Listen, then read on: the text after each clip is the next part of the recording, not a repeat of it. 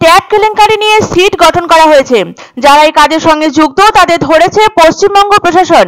আমাদের administration rough and tough এই বিষয় নিয়ে 4 দিনের উত্তরবঙ্গ সফর সেরে কলকাতার উদ্দেশ্যে রওনা হওয়ার আগে বাগডোগরা বিমানবন্দরে এমনটাই মন্তব্য করলেন মুখ্যমন্ত্রী। সংবাদ মাধ্যমের মুখোমুখি হয়ে তিনি বলেন, ট্যাব কেলেঙ্কারি নিয়ে সিট গঠন করা হয়েছে, এটা অ্যাডমিনিস্ট্রেশনের কাজ, তাদেরকেই করতে দেওয়া উচিত।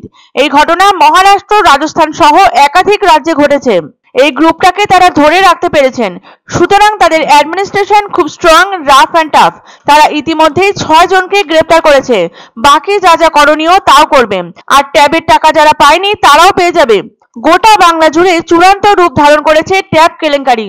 প্রকল্পের নাম তরুণের স্বপ্ন, কিন্তু সেখানে এবার স্বপ্ন ভঙ্গের মতো ব্যাপার।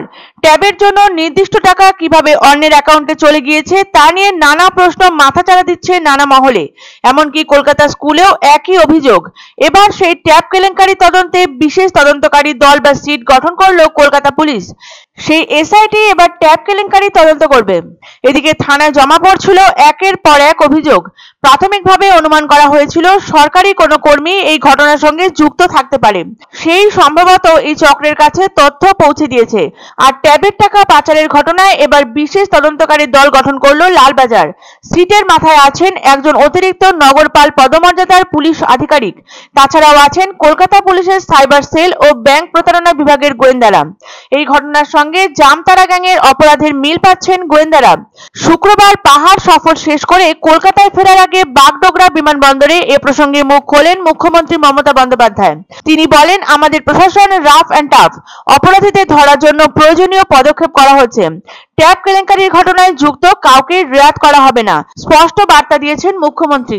উল্লেখ্য, একাদশ ও দ্বাদশ শ্রেণীর পড়ুয়াদের ট্যাব কেনার জন্য তরুণের স্বপ্ন প্রকল্পের আওতায় 10,000 টাকা দেওয়া হয়। সরাসরি পড়ুয়াদের অ্যাকাউন্টেই টাকা ঢোকে। 2021 সালে মুখ্যমন্ত্রী মমতা বন্দ্যোপাধ্যায় এই প্রকল্প চালু করেছিলেন, কিন্তু সেই টাকা অন্য অ্যাকাউন্টে চলে যাওয়ার অভিযোগ সামনে এসেছে। কলকাতা, হাওড়া, হুগলি, 2 বর্ধমান, 2 মেদিনীপুর, 2 পরগনা সহ একাধিক জেলা স্কুলে এই ঘটনা ঘটেছে। ঘটনায় তদন্ত শুরু করেছে পুলিশ। বিশেষ তদন্তকারী দল গঠন করেছে কলকাতা পুলিশ। এই ঘটনায় দুর্নীতির অভিযোগ তুলে সুর চড়িয়েছেন বিরোধীরা।